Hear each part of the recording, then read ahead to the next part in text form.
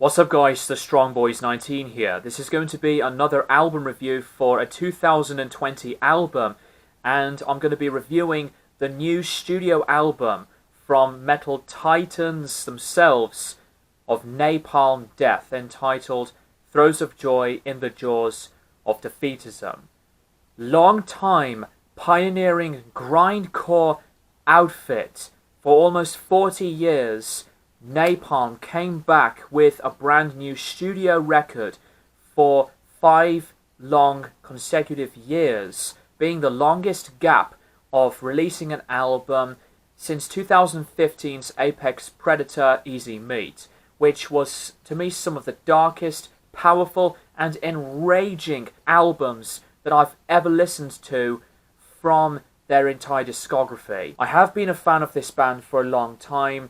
I've been a big fan of records like Scum, From Enslavement to Obliteration, Fear, Emptiness and Despair, which is one of my favourite Napalm albums, Utopia Banished, to records like Enemy of the Music Business, and I really do dig the later career of albums. And versatility is a huge impact for Napalm's discography.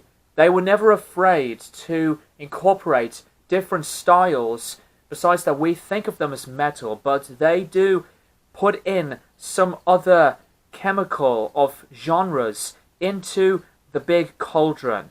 Inspirations of genres to this band's material, from crust punk crossover thrash style to some post-punk experimentalisms, and use these future styles into a sound of their own in their particular sound and presentation. Released through Century Media Records, and Russ Russell did the production for this album. To think that this is the new album, that we've not heard any new originality from these guys in half of an entire decade, provides, I think, now that we hear this album, one of Napalm Death's most intriguing, unique and expressive ways of their material in a really long while. I gotta think that Napalm had been a household name for portraying metal music in a very serious and political standards, like System of a Down, for example. Napalm's music incorporates a lot of the madness, intensity of punishing riffs, to the loud crashes and assaulting drums, to the over-the-top atmosphere and the musicianship. They just explode and feels assaulting to your eardrums. Lyrical contents on politics, socialism, animal rights, government issues, and many other details of words in their incorporations and ways of making the music fit into their own paths. I gotta think that Throes of Joy in the Jaws of Defeatism is one of the really, really great examples that Napalm are still keeping things strong, keeping things this great onto the drawing board at first, and to cast very abysmal, negative, but very profound emotions and feelings into this kind of music.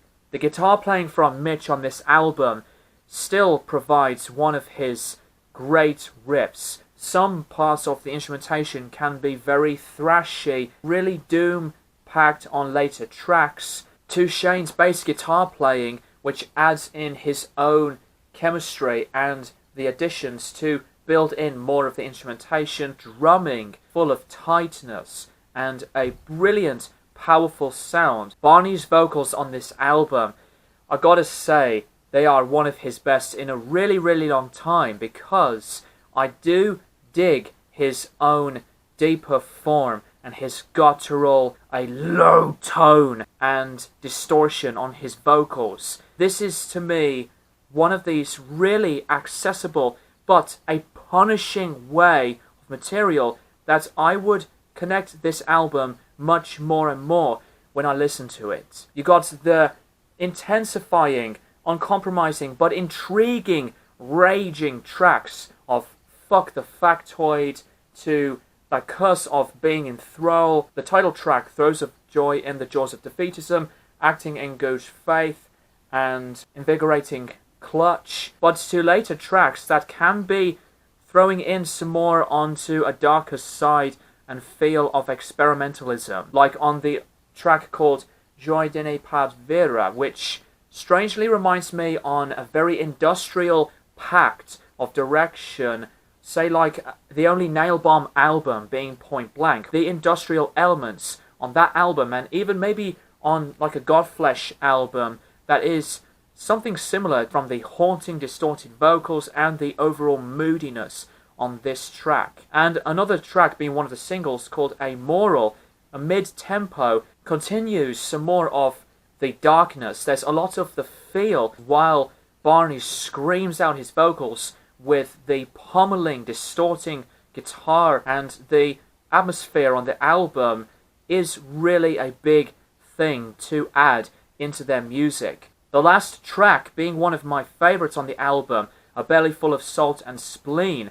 This is something very interesting because we know that Napalm intrigue any listener onto the passion and non-stop brutality, but this is something else in that feeling. This is very powerful. That could have been added in like a material from a Swans record, like To Be Kind, for example, or Soundtracks for the Blind.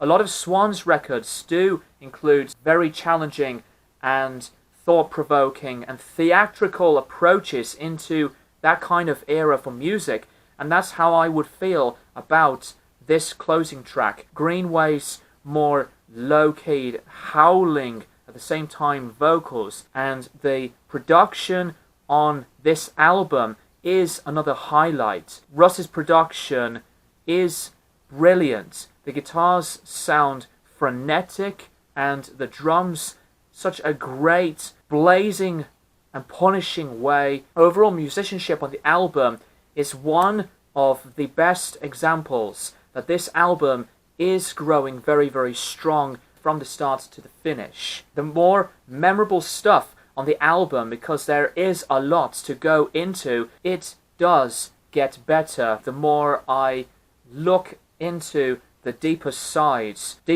into the music and what the album truly presents. This is one of the strongest and best ever amounts of quality energy in a long, long while.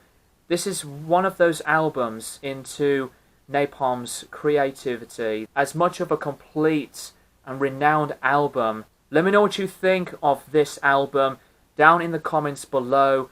I'm going to give this album, Throes of Joy in the Jaws of Defeatism by Napalm Death, a very high 9 out of 10. An album that I would easily put into a potential list as one of the top 5 albums of 2020, specifically of sharing something original and as unique and an interesting way, and the overall worth why a band like Napalm can still show us anything this great into the table.